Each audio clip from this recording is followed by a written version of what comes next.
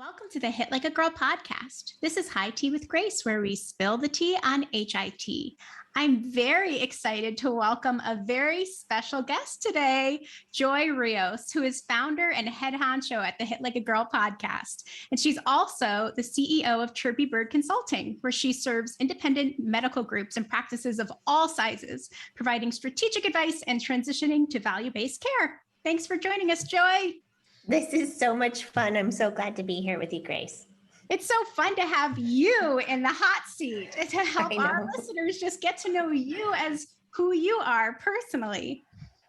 Yeah, I've noticed that people, like when we look at the analytics, they're like, oh, people want to know who I am. And it's interesting because so much of what I have done, I have been trying to amplify others and not really trying to put the spotlight on myself. But then I realized, oh, it's kind of important for people to understand who I am and why this matters to me. Absolutely. And we're all super excited to get to know you even better than we already do. So tell us about the journey that brought you to the HIT space. Yeah, it was not an obvious one. I was not somebody who dreamed about working in healthcare my whole life. It sort of came by surprise. I thought my career would go into a journalism role, and I got kind of bit by the climate change bug. When I went to study my MBA, it was a huge focus on the environment. And I think that when I realized and learned through my studies how everything was connected, that when I finally did land in a healthcare setting, I realized how everything is connected to everything, and that this was a place that I could spend my career. I thought, you know what, this is an area where there are huge challenges to overcome. It addresses everybody, doesn't matter where you live. And, that was something that called to me. I was just like, oh, I can see myself sinking my teeth into this career and being, being of service, of being, having a value to provide. Absolutely. So tell us a little bit about Chirpy Bird. How did that begin, and what do you and your team do there? Yeah, so basically, I guess I could kind of back up with the strategic health IT plan that was the very first one that I am aware of, came out in 2010, and it was identifying this long-term vision of where our government and healthcare insurance and Medicare was going in regards to what do we value? It was this transition to value-based care. And that was the part that I was like, I'm on board. I love this idea. This is something that I would like to work hard on. And so at that point in 2010 time is when I started to become doing my research on merit-based incentive. No, that didn't exist. It was meaningful use in the EHR incentive program. So I spent a lot of time really digging into what was the intention behind that and how can we support doctors, clinicians all around the country in aligning their efforts with what the government said that they wanted to transition to value-based care. And so that's what I spent my career doing, is basically understanding the meaningful use program to start, and eventually the merit-based incentive payment system, and literally knowing all of the details, all of the categories, the ins and outs, and how all of the puzzle pieces fit together so that I could serve as a translator or somebody, a guide of a sense, to be able to say, hey, you guys already have a busy job addressing patients. Let me help you get to where you're trying to go faster. And so breaking down okay, here's the action steps that you need in order to make this happen. And so we now have a team of people that they do the same thing, basically trained a lot of others to be able to speak that language and support doctors in their reporting of data, essentially. Yeah. And now for all of us HIT policy nerds, do you have any tips and tricks for digesting this information and understanding the regulatory requirements? Anything you might be willing to share with us? Yeah, I mean, so every single year there is a new final rule. And as we do this transition, and this is one of those things, a transition to value-based care is not a light switch, kind of thing. It is something that happens over a long period of time. So I have found that in reading those final rules that oftentimes are 1,200 pages long, maybe 2,400 pages long, like they're a lot to digest. The way that I tackle them is I go through and find all of the tables and indices, and basically that kind of takes out the comment and response and the thought process around why they landed on what they landed on, but it really just helps you focus on the important part. What did they actually land on? Not necessarily why or how, just like, okay, what matters? What do I need to pay the attention to? nitty gritty of what is required and that people need to know. Wow, that is really, really interesting and so great. And in your team that you have, how long have you been working together? Well, we started all working together for another organization, and I started there in 2015. Robin started over there, I want to say, in 2014. And a lot of our team came from the same organization, so varies, but we started working I will say we started working in 2015, but at Chirpy Bird, we all started at 2018. So wow. It's nobody's left. We're a really like core team of individuals and provide excellent service. And yeah, I don't know. I love the group that we work with. Fantastic. That's really amazing and such a testament to the great work environment that you have working together. And I'm sure you can read each other's minds at this point, your co-founder, Robin, and the rest of the team. So I'd like to move on to the podcasting side of the house. So when and why did you decide to start the Hit Like a Girl podcast? It was similar. It started in 2018 as well. There's a little dog cameo. In 2018, we started Chirpy Bird and we started the podcast at the same time. And I have to say that it was an exercise of transforming anger into action. Hit Like a Girl is, it comes with an image, right? Like you think you're going to hit something. Of course, that's not what we're doing. It's health IT.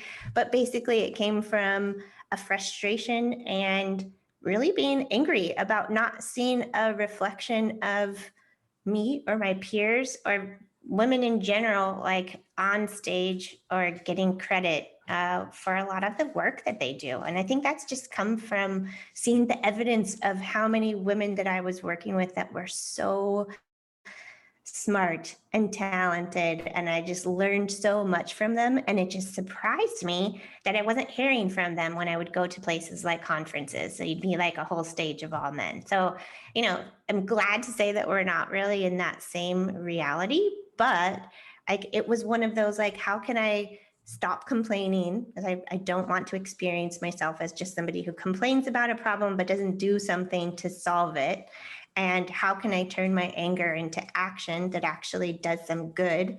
And, if you don't see what it is out in the world, like, well, how about I create it instead? Absolutely. That makes a ton of sense. And it's fantastic. Did you intend for it to turn into the community that it's morphed into now? No, absolutely not. That kind of took a turn during the pandemic. So, it was really just like, how do we support one another in this challenging time? Because the pandemic was something that it hit everybody really hard. There's, no doubt about it. But I think that women in particular had a huge struggle in the form of, taking care of both worlds and potential online school, multiple kids, childcare, like so many things came into play. And I thought, we really have an opportunity here to create a community and provide support in a way that is welcoming and just like kind of easygoing, of just like not quite water cooler, but like, guess what? We're here. If you need somebody to talk to, if you need somebody to bounce ideas off of, we are a community of people who like to support one another. And instead of like competing or, like throw all of that out the window of just like, how can we be each other's, cheerleaders for success in our careers? Absolutely. Such a great mission. Tell us about the Hit Like a Girl Road to Hymns cross-country road trip during the pandemic. What inspired this and how was it received? Yeah, so similar to the pandemic, it was just like, I can't believe how long that happened. Like it was 2 full years of just being essentially kind of stuck at home. And I remember after I got vaccinated, getting bit by a bug, kind of, and just feeling called to like go connect with people in my, in our community. And I decided to think big about it. And I was like, I had done a practice road trip with just me and my dog, went through 8 states, and that was fun. But then I thought, like, I learned so much on that practice road trip. It was about 3 weeks long in 2020. And I thought, this is something that I need to share and bring with others. And it was a simple thing. It was like, okay, we know it's safe to go outside. So where are places that we can connect with women in our community to maybe go on hikes? So it's still safe, and then essentially literally like walk and talk. And I feel like that whole concept of like walking and talking is natural for all of us. Like it's a lot easier and less pressure. There's no, it's, storytelling, and it's just this great way to really create memories and connection. And so I made that my mission in 2021. So yeah, it was on the road to HIMSS. We became an official collaborator with the HIMSS organization, and then connected with the regional chapters, and then set up hikes with members of those organizations, and in 32 states over 3 months. And so our last stop ended up being in Vegas, where HIMSS was located that year. And we really had an opportunity to just like look eye to eye and, hear a lot of the experiences that people had over the last couple years. And so I think that really helped become like the glue of our community. I don't know, it was great. It was fantastic. It was fantastic. I have to say, I went to the New York City one and I met someone there who I then met up with at HIMSS, and we became really good friends. Now we have regular phone calls, and we, are on each other's social media. And not only is it a fantastic industry connection, but it's also just a wonderful friendship that's come from it. So it's an amazing thing that you guys did that. That's the part that has been really great to listen and hear feedback around, because I hear, there's a lot of women that maybe work in a small organization and experience feeling alone, or like they're one of just a couple, but then through our community, they're able to have these like friendships and professional networking opportunities that they otherwise wouldn't have. And so, yeah, that makes my heart happy. What is your vision for the podcasting community now? There's so much that's happened, and it's already morphing itself. And so I'm interested to hear what you're looking forward to. I see us going to a lot more events in the future. Like one thing that we did in this last round of HIMSS was, supporting them with a DEI panel, diversity, equity, inclusion panel. That was like a highlight of my career, having, 4 women of color having a conversation on the stage at this large organization. I would love to do more of that. And also sort of hosting and facilitating events where we get to set the tone for a conference and really like help women feel welcome and included. I'd like to do more of that. And I like this idea that we're, as I was like brought up in the very beginning of our conversation, is that healthcare is complicated and there's a lot of big problems. And so I feel like one of the things I talk about is I made it up. Is the puzzle a 30,000 piece puzzle? Like how many puzzle pieces are there? But like identifying each of those, what goes into the problem, how can we connect, and then take a step back and look at the big picture. And so I feel like part of the natural progression of this community has been identifying individuals, making those connections, and then finding ways that we can create impact. Like, what is it that we care about, and how do we work together to create the change that we want to see in the world? And so 2 of the areas that we are very much interested in having an impact on is maternal mortality rates, just taking care of moms in general in this country, And then also really laying the groundwork for the next generation of women leaders. And like, how can we essentially pay it forward or create a path for more young women to follow in our footsteps? And I feel like very, very drawn to trying to pay it forward. Like sometimes if you're not in a position to pay it back, we pay it forward. And so I'm basically on a mission to do that.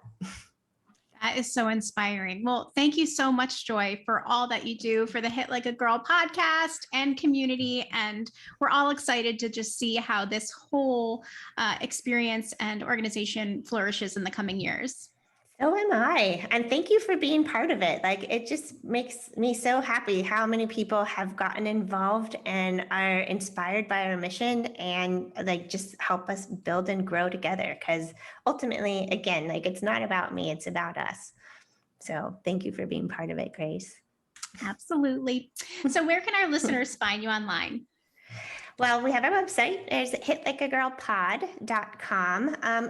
If you listen to podcasts, we're on Spotify, we're on Apple Podcasts. We're also on the Health Podcast Network, which is a network that is dedicated to all healthcare and all types. So I would start there. You can also find us on our socials like Twitter. LinkedIn is a good one. We're on Instagram. We're trying to do more TikTok, but that's a little bit of a challenge. That is fantastic. So before I forget, did you happen to bring any tea or coffee with you today? I did. I brought my coffee. Tell me about your mug. So a friend of mine from high school, her father is a pottery teacher and also has his own like pottery studio. And he was actually one of my pottery teachers when I was in high school. And so I have had this mug for 12 years. And I bought it on a road trip when I was moving from the East Coast to the West Coast. And I got it in his pottery shop in Utah, Spring City, Utah, this small little town. And honestly, I am drinking out of this guy every single day. It just brings me so much happiness. Well, I love that. And in many ways, I see a metaphor of this pottery and this podcasting community being kind of something that you're molding as a potter of sorts, which is kind of fun and sweet to think about it that way too. I love it. Yeah, I see that. Thank you. Well, thanks so much for joining us today. Yeah, my pleasure. Thanks for having me, Grace. And thank you guys for joining us too. Check out the Hit Like a Girl podcast and YouTube page for more great episodes like Joy, who is amazing, and by Joy today. Thanks. Cheers. Cheers.